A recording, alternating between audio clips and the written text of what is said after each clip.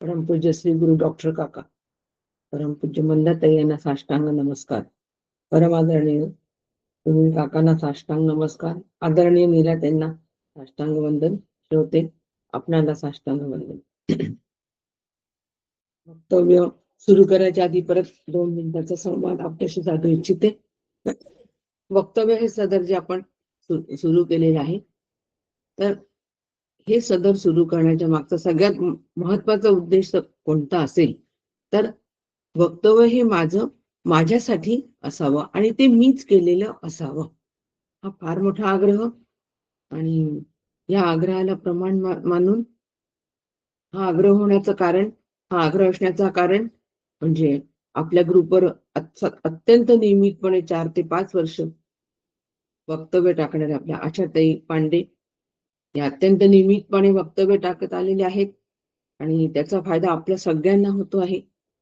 त्याच्यामुळे त्यांच्यापासून प्रेरणा घेऊन आणि शिल्पाताई सहस्त्रबुद्धे या दोघींपासून प्रेरणा घेऊन हे वक्तव्य तयार करण्याची प्रेरणा मी घेतली आणि मी माझ्यासाठी म्हणून हे वक्तव्य सुरू केलं. ही प्रेरणा सगळ्यांनी घ्यावी आणि वक्तव्य माझ्यापुरता असावं, या महान उद्देशाने आज वक्तव्य हे सदर सुरू केलेलं आहे. आणि त्यामुळे या वक्तव्याच्या प्रेरणा इतरांना सुद्धा मिळतात आहे. आपल्या ग्रुपवरील 3घांना ह्या प्रेरणा झाल्या आणि त्या 3घांनी पण ते वक्तव्य सुरू केलं. 3घं मिळून हे वक्तव्य करतात आहे. सुरेंद्रदेवांनी आगम प्रकरणाचं केलेलं आहे. आता त्या सुरेंद्रदेवांना अजून 2 जण जॉईन झालेले आहेत, नगरचे कुलकर्णी काका, आणखीन पुसदच्या आपल्या वासंतीताई पांडे, असे 3घं मिळून हे वक्तव्य आता तयार करतात आहे. अशाच प्रेरणा आपल्या सगळ्यांना मिळो. प्रत्येकाने आपापलं वक्तव्य आपापल्या पुरतं मर्यादित करू, बस एवढीच ईश्वरचरणी प्रार्थना करते आणि आजच्या वक्तव्याला सुरुवात करते. रामकृष्ण हरी. आपण बघतो आहे, आपला विषय चालू आहे की जागृती ही मिथ्या आहे. किती मिथ्या आहे? स्वप्न इतकीच मिथ्या आहे. जागृती हे दीर्घ स्वप्न आहे आणि समर्थांनी दीर्घ स्वप्न त्याला म्हटलेलं आहे. त्या दीर्घ स्वप्नाची जाणीव मला व्हावी आणि हे स्वप्नवत आहे असं ज्या वेळेला वाटेल त्याच वेळेला स्वप्न सुद्धा मिथ्या आहे आणि जागृती पण मिथ्या आहे, हा निर्णय माझा सहज होऊन जाणार आहे. आधी मिथ्या कळवाले, आतापर्यंत आम्हाला फक्त कळलेलं आहे की मिथ्या आहे म्हणून, परंतु विचारे सुदृढ केले, विचाराने ते सुदृढ आमच्या अंतःकरणामध्ये अद्यापही झालेलं नाही. आणि म्हणून श्री गुरु दयाळू कृपाळू मांडुक्याच्या माध्यमातून ते सुदृढ आपल्या अंतःकरणात करतात आहे. हे जागृतीमधलं मिथ्या पण सुदृढतेने आमच्या अंतःकरणामध्ये रुजावं, ह्यासाठी चाललेला हा सगळा विचार आणि हे प्रकरण, यातील एक मंत्रातून एक विचार मला वेचायचा आहे आणि मिथ्यत्व सुदृढ करायचं आहे. एक टॅबलेट रोज मला घ्यायची आहे आणि निरोगी व्हायचं आहे, सुदृढ व्हायचं आहे, तब्येत सुदृढ करायची आहे, मानसिक मनोरचना सुदृढ करायची आहे. मिथ्यत्व आणि सत्यत्व सुद्धा तिथे निश्चय माझा निश्चितच झाला पाहिजे. त्यासाठी विचार काय करायचा की मी नगण्य घटक आहे. काल आपल्याला सुनील काकांनी फार सुंदर पद्धतीने हे समजावून सांगितलेलं आहे की काकांची ओवी आहे बघा, परमपूज्य काकांची ओवी, अहो वेदांताची गर्जना, वेदांतांनी गर्जना केली आहे. काय गर्जना केली आहे? चैतन्य एक ना नाना, चैतन्य एकच आहे, ते अनेक नाहीये. कळे आठवे जे मना, आत्मची सारे, जे मला कळतं, जे मला आठवतो, हे सगळं आत्माच करतो आहे. ही गर्जना वेदांताची आहे आणि तो आत्मा मी आहे. ही वेदांताची गर्जना आम्हाला आमच्या कानामध्ये आमच्या गेली पाहिजे, अंतःकरणापर्यंत उतरली पाहिजे. म्हणून कानामधले इयरफोन जे आहे हे काढून टाकावं. प्रपंचाची इयरफोन आहे, तोपर्यंत ही गर्जना आम्हाला ऐकू येणार नाही. इयरफोन काढायची सगळी व्यवस्था त्या ठिकाणी श्री गुरु करतात आहे. आणि हे इयरफोन जर काढायचे असतील तर सगळ्यात पहिले जर मला विचार करायचा असेल, जीव पातळीवरून विचार करायचा असेल, तर मी जीव हा नगण्य घटक आहे. म्हणजे मी नगण्य घटक आहे, मी निमित्त मात्र आहे. या जागृतीतले सगळे व्यवहारासाठी मी निमित्त मात्र आहे, मी क्षुल्लक आहे. जीवदृष्टीने मी क्षुल्लक आहे, पण त्याचबरोबर मी क्षुल्लक आहे हे म्हणता क्षणीच दुसरा ताबडतोब माझा निर्णय व्हायला पाहिजे की मी ब्रह्मदृष्टीने निरपेक्ष आहे, हे लक्षात घ्यावे. नाहीतर नुसतं क्षुल्लक आहे जर केलं तर अंतःकरणामध्ये खंत राहील आणि जीवत्वाची खंत स्वरूपामध्ये स्वरूपी विराली असं होणार नाही. म्हणून ही खंत नसावी, हा विचार असावा. फार महत्वाचा मुद्दा काल सुनील काकांनी सांगितलेला आहे. आणि हा विचार असावा, मी क्षुल्लक, मी नगण्य घटक आहे हा विचार असावा, आणि मी ब्रह्मदृष्टीने निरपेक्ष आहे हा निर्णय असावा, हा भाव असावा, ही भावना नसावी. फार महत्वाचं वाक्य आहे. हा भाव असावा, ही भावना नसावी. त्यासाठी काय करायचं तर ईश्वराच्या आज्ञा मला पाळायच्या. म्हणून भाकरी पिठल्याबरोबरच खायची, चवीनीच खायची, पण त्यात रंगायचं नाही, हे मिथ्या आहे, हे निश्चितपणे जाणून घ्यायचं. प्रतिकूल अनुकूल सगळ्या परिस्थिती या जीवाला येतात. म्हणून जीवबुद्धी काय करते की हा व्यवहार सत्य मानते, पण आत्मबुद्धी जी आहे ती आत्मबुद्धी हा व्यवहार कल्पित मानते. आणि मी आत्मबुद्धीने निश्चितपणे व्यवहारासारखा जरी केला तरी आत्मबुद्धीने निर्णय, व्यवहार हा कल्पित आहे हाच घ्यावा. आत्म्याशिवाय देह राहू शकत नाही, मी आत्म्याच्या अधिष्ठानावर आहे, हा विचार जर सतत असेल, ही गर्जना जर सतत आमच्या अंतःकरणामध्ये घोंगावत असेल, गर्जना पडत असेल, तर जागृती मिथ्या आहे हे आम्हाला पटेल. पण जीवबुद्धीने व्यवहार करताना मात्र मी उत्तर हे जीवबुद्धीनेच द्यावे. म्हणून अत्याचार सहन करू नये, अत्याचार नाही सहन करावे, जीवबुद्धीने मी उत्तर द्यावे. ठगासी ठग, उद्धटासी उद्धट. परंतु आतमध्ये निर्णय मात्र कोणता असावा, मी चैतन्य एक ना नाना, हा निर्णय अंतःकरणामध्ये असावाच. म्हणून जीवदृष्टीने प्रतिकार मी निश्चित करावा. कुटुंबातील उदाहरणं देऊन काल सुनील काकांनी फार सुंदर उदाहरणं देऊन आपल्याला समजावून सांगितले आहे की आम्ही प्रतिकार करावा, पण आत्मबुद्धीने मिथ्यत्व स्वीकारावे, आत निवांत असावे. फार महत्वाची अट. औषध घ्यायचं आहे पण अटी असतात, पथ्य असतात, ती पथ्य सांभाळून औषध घेतली तर त्याचा लवकर परिणाम होतो. पथ्य हेच आहे की आत्मदृष्टीने आम्ही प्रतिकार करावा, निश्चित करावा, पण जीवदृष्टीने प्रतिकार करावा, पण आत्मदृष्टीने मिथ्यत्व स्वीकारावे, आत निवांत असावे. त्यासाठी अभ्यास करावा, की तारेवरची कसरत करावी, अट्टहास नसावा, आहे ते स्वीकारावं, आगते स्वागत करूयात. बस हे काल सांगितलं महत्वाचं निर्णय. आणि सुख दुःख आम्हाला होता कामा नये, मी साक्षीत्व करायचं आहे, जीव हाच आत्मा आहे हे कळेपर्यंतच दुःख आहे.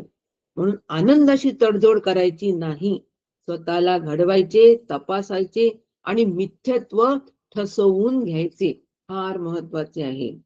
असं ज्यांनी केलं, जय मनोमळा ते धुतले, ते हरिचरणी स्थिर झाले, तया गुरुकृपेने कळे आशयो हा. ज्याने आपले मन पवित्र करून हरीच्या चरणी स्थिर केलेले आहे, त्याला गुरुकृपेने हे बोलणे समजते, मी निमित्त मात्र भवसव्यसाची आहे. आणि काल सुनील काकांनी हे माझ्यासाठी सांगितलेलं आहे असं प्रत्येकाने घ्यायचं. हो, मी घ्यायचं, माझ्या पुरताच फक्त माझे श्री गुरु बोललेले आहेत, बस. असं जर का या स्तरावर, व्यक्तिगत स्तरावर आम्ही जर वक्तव्य हे स्वीकारलं तर ते माझं वक्तव्य होईल आणि ते माझ्या जीवनामध्ये निश्चितपणे उतरेल आणि निर्णय होऊन जाईल, अहम ब्रह्मास्मी. असं मिथ्यत्व पळून आलाय, पण ते सुदृढ होण्यासाठी पुढची मांडणी सुनील काकांच्या अधिकारवाणीतून आपण ऐकतोय. रामकृष्ण हरी.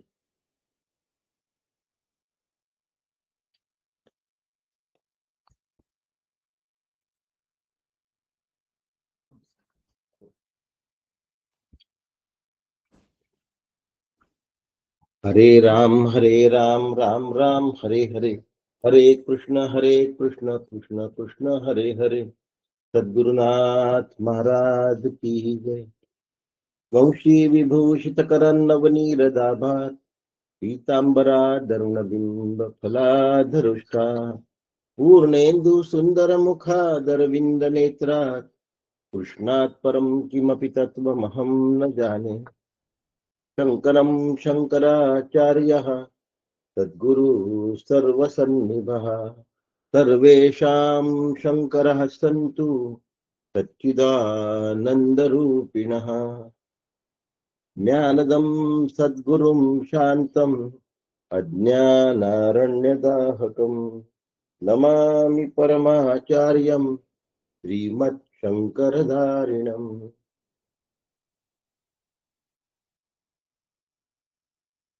सद्गुरुनाथ महाराज की जय। शांतीपाठ म्हणू का काका? हो, पण माझं होऊ द्या. म्हणा तुम्ही, माझं होऊ द्या. परमपूज्य सद्गुरु डॉक्टर श्रीकृष्ण देशमुख यांच्या चरणी शिरसाष्टांग नमस्कार करतो. परमपूज्य मंदाताई गंधे यांच्या चरणावर वंदन करतो. आदरणीय नीलाताई दातार यांना नमस्कार करतो. आपण सगळे श्रोतृ वृंदांना नमस्कार करतो. आणि त्यानंतर 13 ते 15 कारिका आपण घेतो आहे. त्या कारिका घेण्यापूर्वी आपण सगळे मिळून शांतीपाठ म्हणूया. आणि सगळ्यांनी अभ्यास केला की आपण कारिकांना प्रारंभ करू. या शांती काका शांतीपाठ उद्या म्हणते. श्री सद्गुरुनाथ महाराज की जय. कानी सद्वचन ऐकावे, यज्ञ कर्मी समर्थ व्हावे, नैत्री शुभची पहावे आम्ही सदा, इंद्रिये आणि शरीर स्थिर करो स्तुती पर, देवा लागे आयुष्य हित कर भोगो आम्ही, इंद्र महान कीर्तिवंत, उषा ज्ञानवंत, चक्र रूप गरुड बलवंत, अरिष्ट नाशी, जो चतुराननाचा पुत्र, बृहस्पती ज्ञानवंत, आमुचे कल्याण अनंत करो सदा. श्री सद्गुरुनाथ महाराज की जय. उद्या मी म्हणते. हो हो, तुम्ही हे वेळेवरच सांगून घेत जा. हो हो. आणि त्याच्यासाठी कोणी फोन करू नका. वेळेवर जेव्हा म्हणतो की आज शांतीपाठ म्हणते असं सुरुवातीला एकाने सांगितलं की झालं. प्रत्येक दिवशी नवीन नवीन व्यक्तींनी म्हणा. एकदा म्हटलं की दुसऱ्याला संधी द्या. हो का? हो. फक्त फोन करू नका तेवढ्या करता. कारिका क्रमांक 13 ते 15 हा विषय आज आपण घेतो आहोत. ब्रह्म जेव्हा एकाकीपणाला कंटाळलं, त्याला कर्मेनासं झालं, तेव्हा त्यांनी ज्ञानरूप तप केलं आणि हेतुपूर्वक जगाची निर्मिती केली. पंचदशीकारांनी सांगितलंय, अनेक शास्त्र ग्रंथकारांनी पण सांगितलंय की ब्रह्म कंटाळलं, ही कल्पना सुद्धा ब्रह्मावर होऊ शकत नाही. मग कल्पना का बरं केली? याचं उत्तर असं आहे, आम्हाला जग खरं वाटतं, आम्ही जगाला खरं समजतो आणि जग झालं असं समजतो, आम्हाला खात्री आहे. जागृतीमध्ये आम्हाला जे काही दिसतं ते आम्हाला इतकं सत्य वाटतं की ते खोटं असेल हे आम्हाला पटत नाही. आणि म्हणून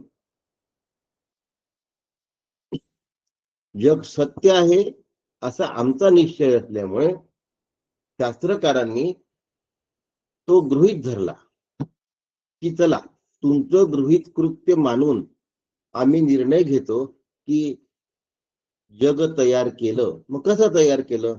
तर ब्रह्माला कंटाळा आला आणि त्याला एकटं बरं वाटेनासं झालं. म्हणून त्यांनी ज्ञानमय तपाने ईक्षण केलं, म्हणजे ब्रह्मांडाची निर्मिती केली. काल दासबोधामध्ये दुपारी महद्भूत निरूपण सांगितलं होतं. त्यावर माझं प्रवचन झालं शिवसरगळ नगर दासबोध मंडळावर. त्यावेळेला हे सांगितलं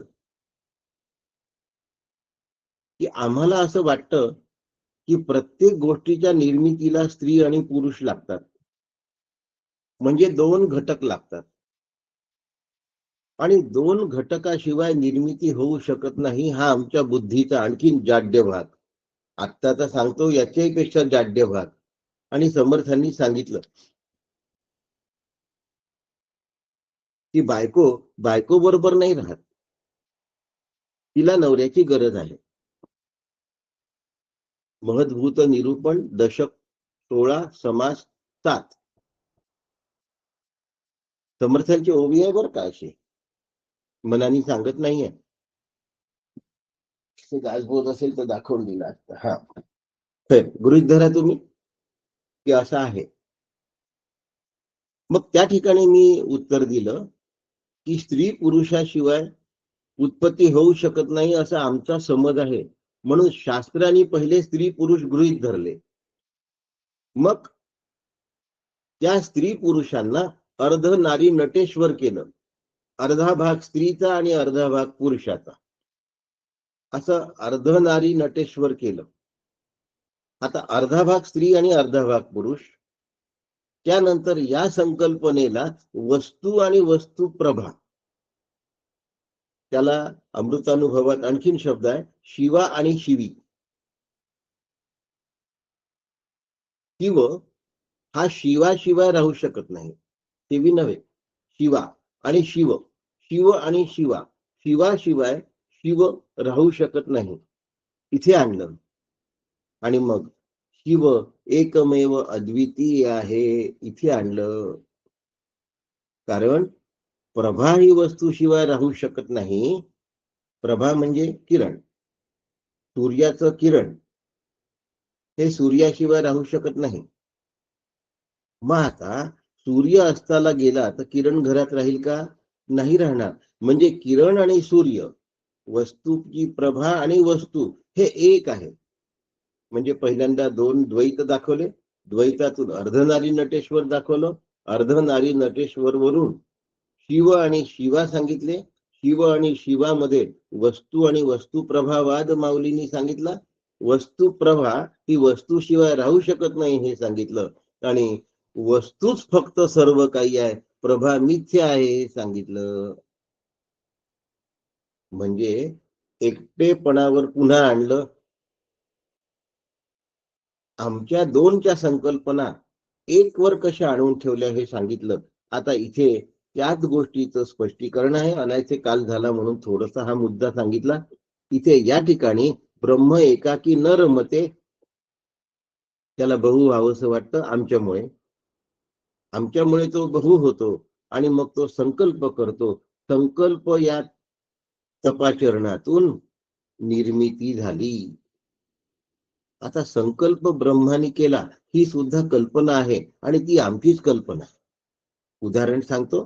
रज्जू सर्प होण्याकरता संकल्प करते का हो? पण ज्या अर्थी आम्हाला सर्प भासतो तो खरा आहे असं वाटतं, आमच्या अंगाला दरदरून घाम सुटतो, आमचं ब्लड प्रेशर वाढतं, त्या अर्थी त्या वेळेपुरता तत्कालिक तो सर्प आमच्या दृष्टीने खरा आहे. म्हणून रज्जूनी संकल्प केला आणि सर्प निर्माण केला असं म्हणावं. वास्तविक मनाच्या संकल्पाने रज्जूवर सर्प भासला. पण आता मनाच्या संकल्पाने हे एकदम पटत नाही. म्हणून मग ब्रह्मानी संकल्प केला आणि जगत निर्माण केलं. इथपर्यंत आपल्याला यावं लागतं. याला ईक्षण असं म्हणतात.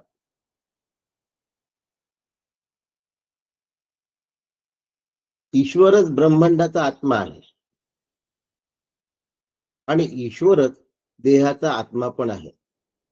आता देहाचा जेव्हा आत्मा असतो ईश्वर, तेव्हा त्याला कुटस्थ असं म्हणतात. ब्रह्मांडाचा जेव्हा आत्मा असतो तेव्हा त्याला ईश्वर असं म्हणतात. आणि तो कशाचाच आत्मा नसतो तेव्हा त्याला ब्रह्म असं म्हणतात. पुन्हा एकदा समजावून सांगू. निरपेक्ष व्याप्त ब्रह्म असतं, सर्व व्याप्त ईश्वर असतं आणि देहामध्ये जे व्याप्त असतं त्याला आत्मा असं म्हणतात. आलं लक्षात आता? देह सापेक्ष व्याप्ती ही आत्म्याची आहे, ब्रह्मांड सापेक्ष व्याप्ती ही ईश्वराची आहे आणि ब्रह्मांड निरपेक्ष व्याप्ती ही ब्रह्माची आहे.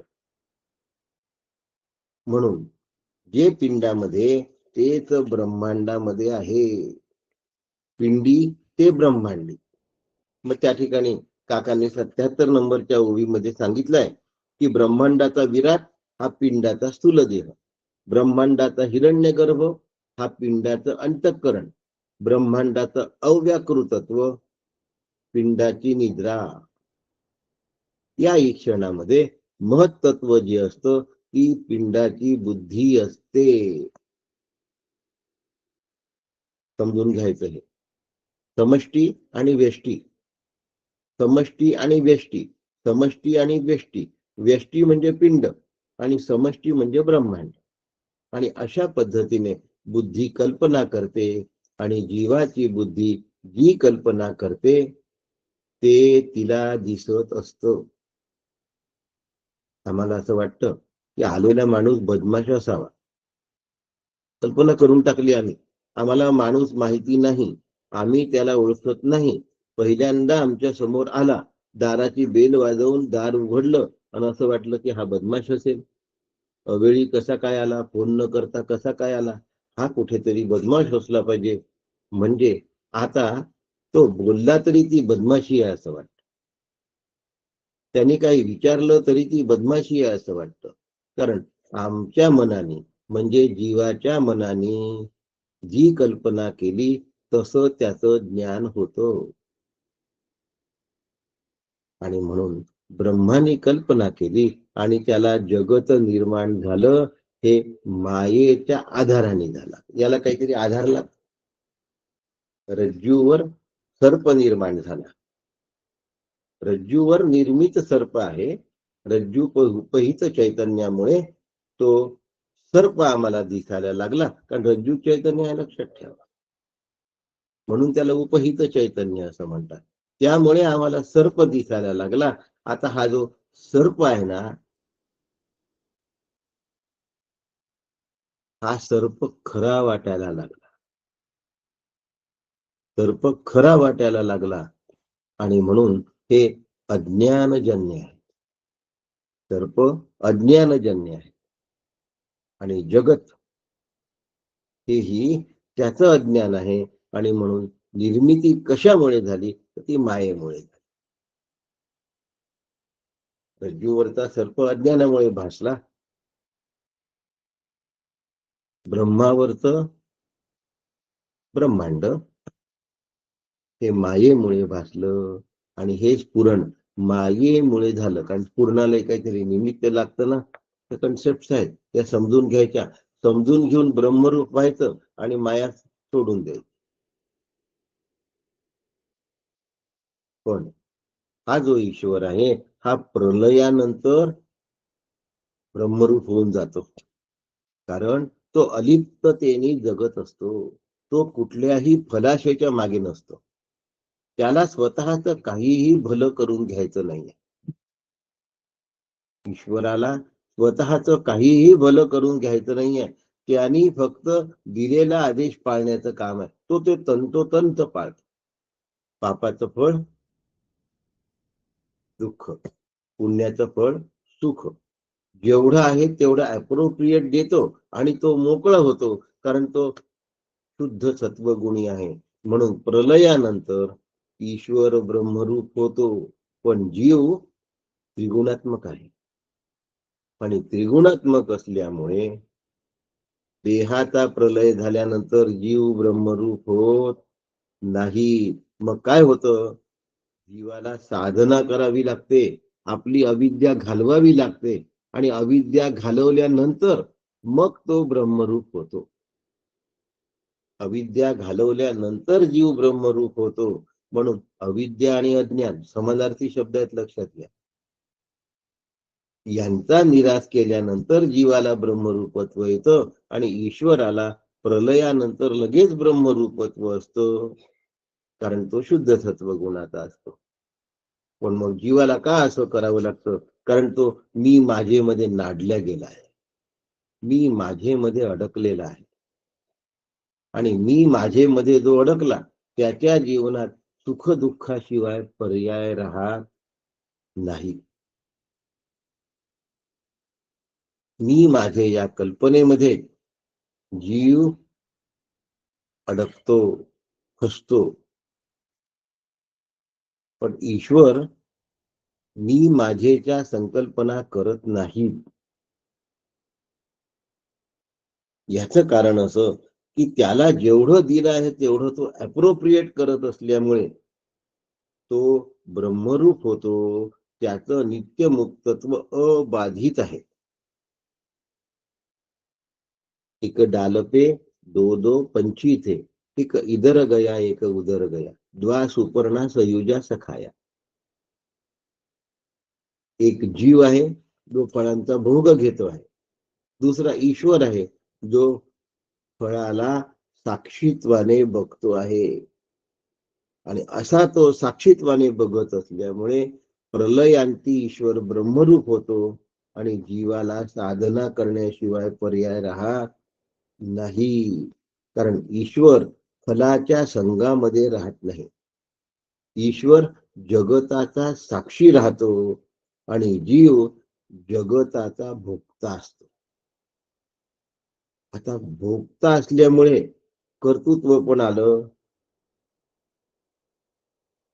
आणि मग ईश्वराच्या रचनेमध्ये स्वतःच्या मनाने कालवा कालव करून कर्तृत्व आपल्याकडे ओढवतो. आणि कर्तृत्व घेतलं की भोक्तृत्वाचा धक्का सहन करण्याशिवाय पर्याय राहत नाही. परीक्षा दिली की निकाल लागणेच आहे, पास असो की नापास असो, पण निकाल निश्चित आहे. परीक्षा दिल्यानंतर रिझल्ट आहे, आणि त्या रिझल्टचे तुम्ही मानकरी आहात. मानकरी शब्द वापरतो. मग आता तो पासाचा मानकरी म्हणा आणि नापासाचाही मानकरीच म्हणा.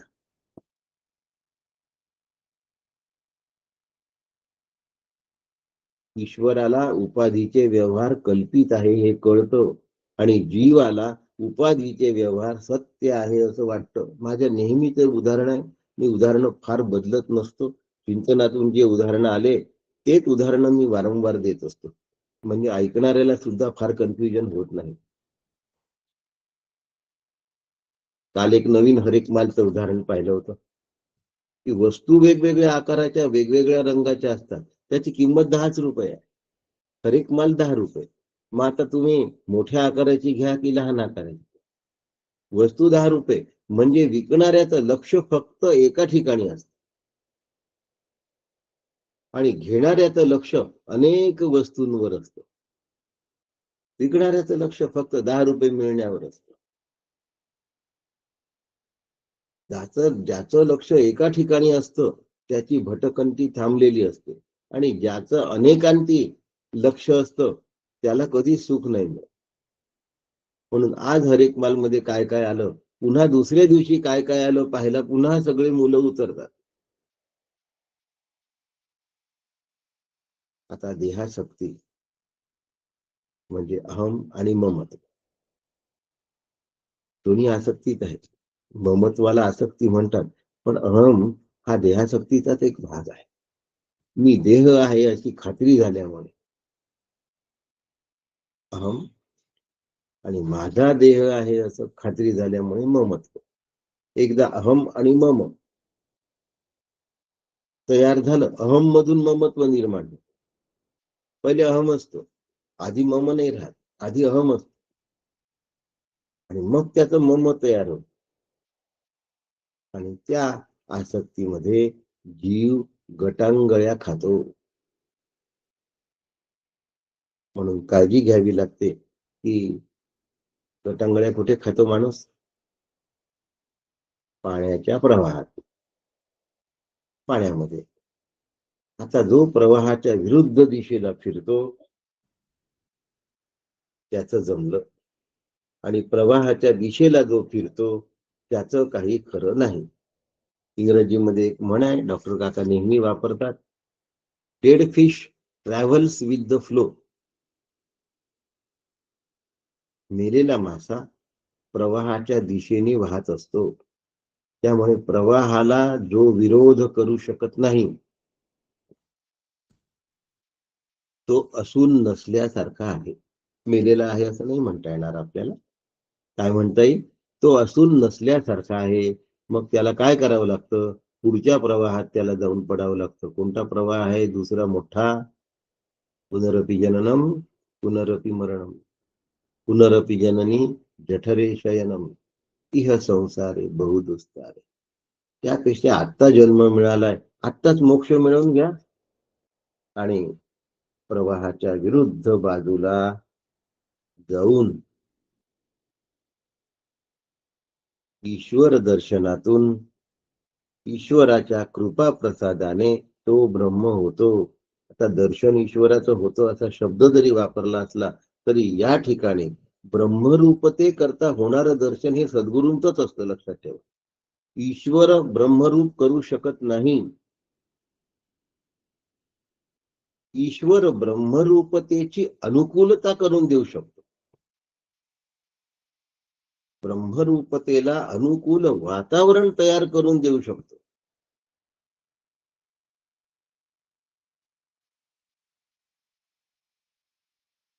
पण ब्रह्मरूपता सद्गुरूंशिवाय होऊ शकत नाही.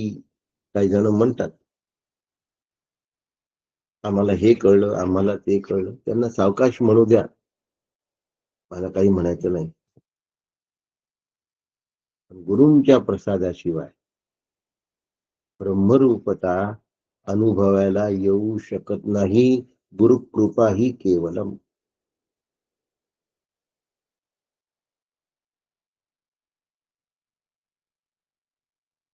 खूप जणांना असं वाटतं किंवा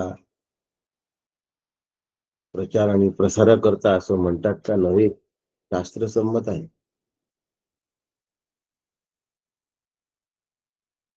आणि कितीतरी दाखले समर्थांचे आहेत, माऊलीचे आहेत, सर्व संतांचे आहेत.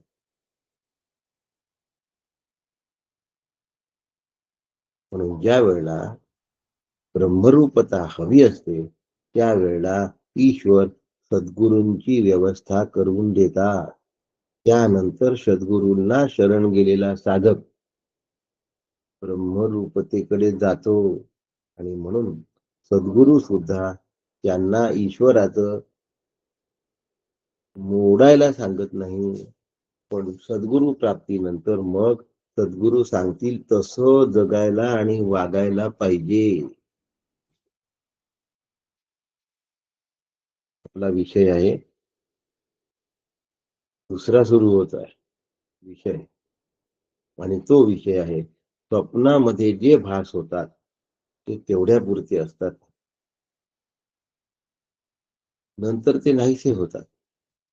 पण जागेपणी येणारे जे भास आहेत, आता त्याला भास नाही म्हणणार कारण सारखे येत राहतात आणि ते अखंड सर्व काळ जसेच्या तसे राहतात. मग जागृती आणि स्वप्न सारखं कसं, हा प्रश्न या ठिकाणी गौडपादाचार्यांनी उभा केलेला आहे. त्या प्रश्नाचं या ठिकाणी उत्तर 14 नंबरच्या कारिकेमध्ये आहे. कल्पना आहे तोपर्यंत आयुष्य खरं वाटतं, हे बरोबर आहे. पण आयुष्य ही सुद्धा कल्पनाच आहे, आयुष्य हे सुद्धा स्वप्नच आहे, हे आम्हाला कळत नाही. स्वप्न अल्पकाळ टिकतं.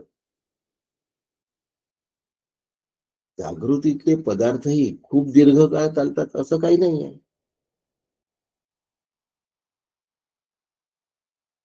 जागृतीतले पदार्थ जरी दीर्घ काळ चालत असले तरी पण ते बदलते असतात.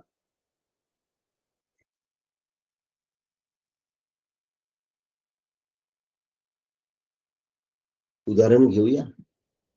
उदाहरण घेतलं की आपल्या थोडस लक्षात येईल. जागृतीतले पदार्थ बदलते असतात. आपण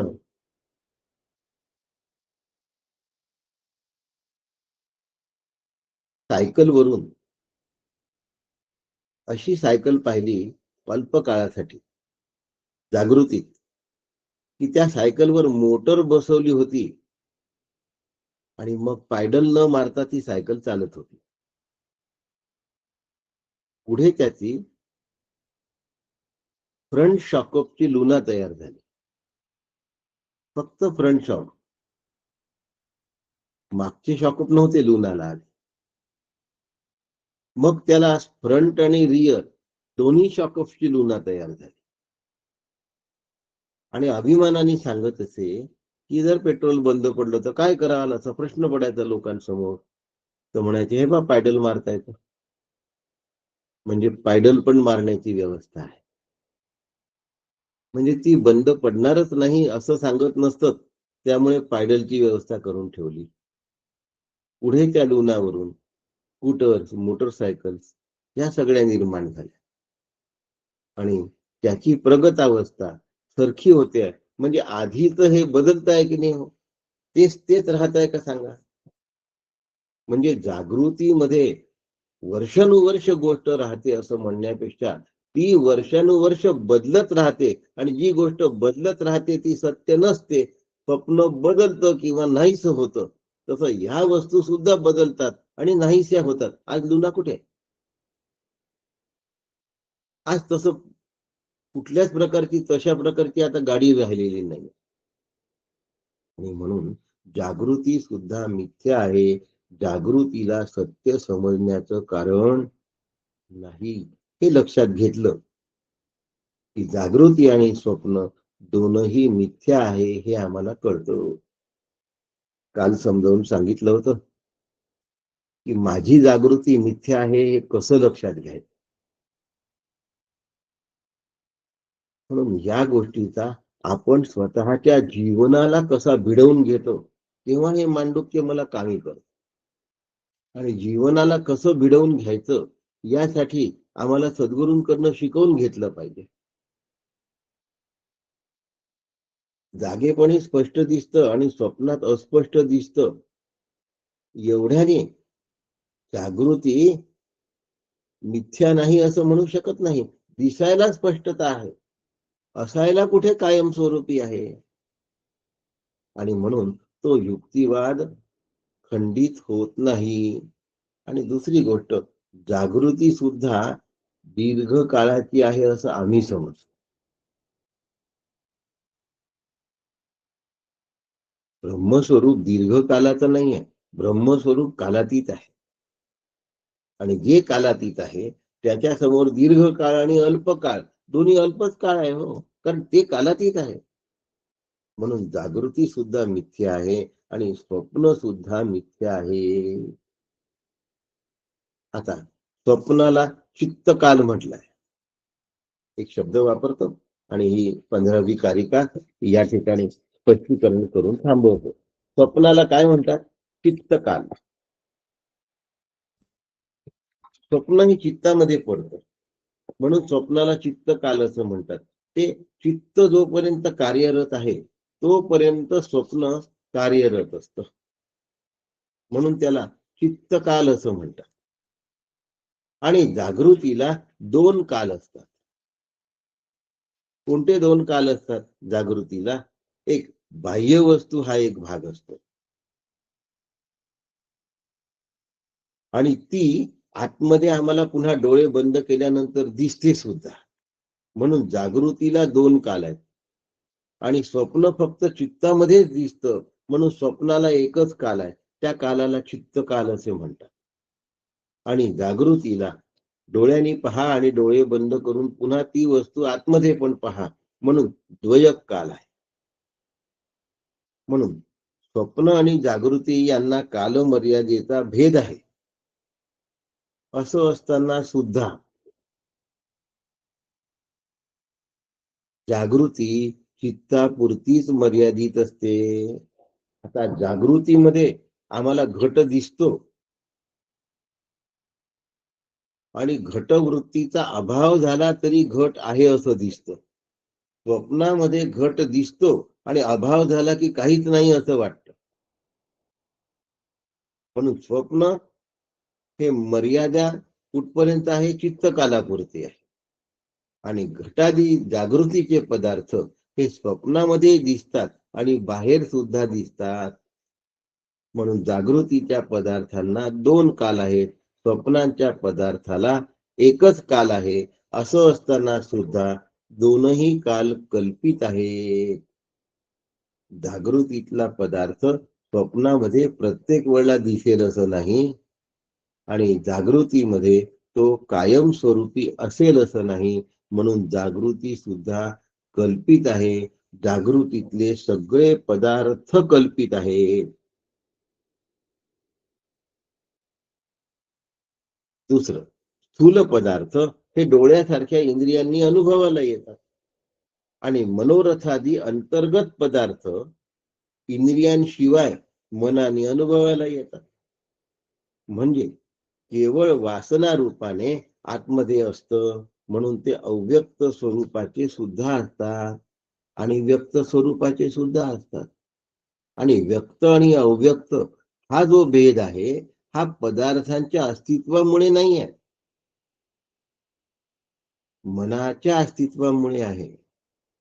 असा युक्तिवाद जरी मांडत असले तरी व्यक्त पदार्थ ही कल्पितच आहे. म्हणून जागृती सुद्धा कल्पित आहे. लवकर पटणार नाही. म्हणून जागृत पदार्थ स्वप्निक पदार्थांसारखेच कल्पित आहेत. एवढं जर आम्ही लक्षात घेतलं तर मग आम्ही जागृतीला फार महत्व देणार नाही. पोटामध्ये चक्षुर्वे सत्यमला फार महत्व आहे, पण आम्ही जागृतीतल्या पदार्थांना एवढं महत्व देण्याचं कारण नाही, कारण ते पदार्थ सुद्धा कल्पितच आहेत. भासमान आहे. जे कल्पित भासमान असतं ते मिथ्या असतं, ते टिकाऊ नसतं.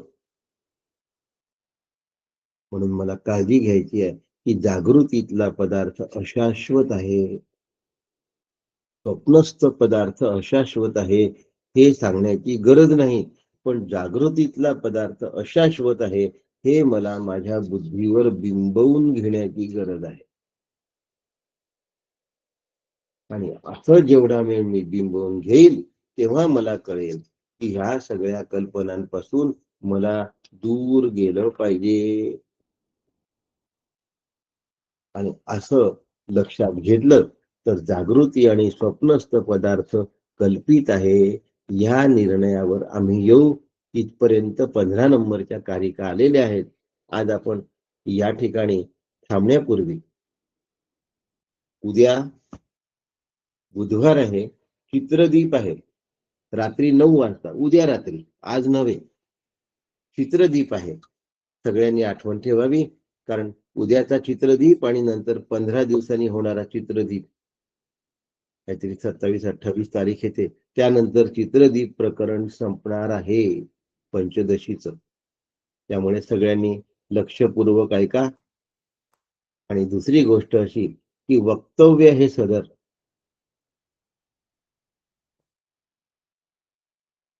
आशाताई पांडे, शिल्पा वहिनी सहस्रबुद्धे आणि भैया पुरोहित यांनी एका वेळी सुरू केलं होतं.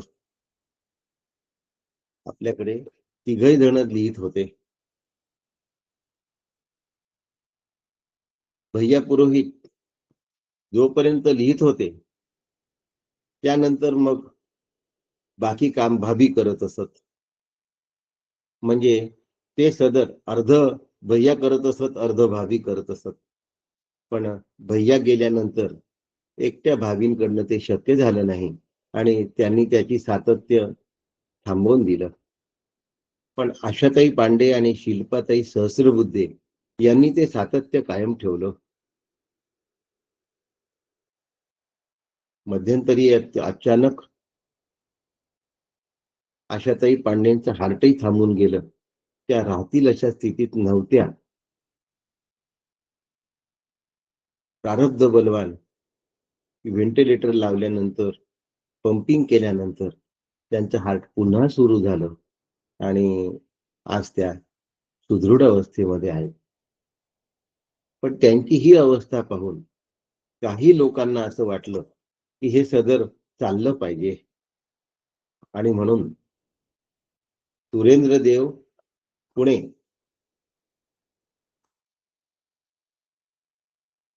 शंकरराव कुलकर्णी नगर आणि वासंतीताई पांडे पुसद या तिघांनी मिळून हे सदर वक्तव्य सदरावरचं लेखन सुरू ठेवायचा निर्णय घेतला आणि त्यांनी ते आशाताई पांडे आता व्हेंटिलेटरवर असताना त्यांनी या गोष्टीला प्रारंभ केलेला आहे. ती या 3 लेखकांपासून आलेली प्रेरणा आहे. पण मध्ये त्रिविध तापे पोळला, अचानक धक्का बसला आणि मग यांना वाटलं की नाही, हे सदर आपलं चालू राहिलं पाहिजे, म्हणून त्यांनी तो आटोकाट प्रयत्न केला. हा प्रयत्न यशस्वी हो अशी मी सद्गुरू काकांच्या चरणी प्रार्थना करतो, कारण त्याचा इतक्या साधकांना उपयोग होणार आहे आणि सर्वांना जे उपयोगी पडतं ती गोष्ट सुरू राहिली पाहिजे. त्यासाठी मेहनत घेणाऱ्यांचं कौतुक केलं पाहिजे, कारण सातत्य टिकवणं ही गोष्ट सोपी नसते. लक्षात घ्या, फार मोठी जिद्द आणि चिकाटी लागत असते आणि असे लोक आपल्याला मिळाले आणि त्यांच्यापासून प्रेरणा घेणारे मिळाले. म्हणून नवीन प्रेरणा घेणाऱ्या या तिघांचं कौतुक करूया, अभिनंदन करूया आणि त्यांचं हे सदर त्यांनी पुढे टिकवून ठेवावं आणि आपली चिकाटी चालू ठेवावी अशी सद्गुरूंपाशी प्रार्थना करूया. आज या ठिकाणी थांबतो. उद्या सकाळी मांडुक्य आणि उद्या रात्री 9 वाजता पंचदशी. रामकृष्ण हरी. रामकृष्ण हरी काका. रामकृष्ण हरी. रामकृष्ण हरी काका. रामकृष्ण हरी. रामकृष्ण हरी. रामकृष्ण हरी. रामकृष्ण हरी. रामकृष्ण हरी काका. रामकृष्ण हरी काका.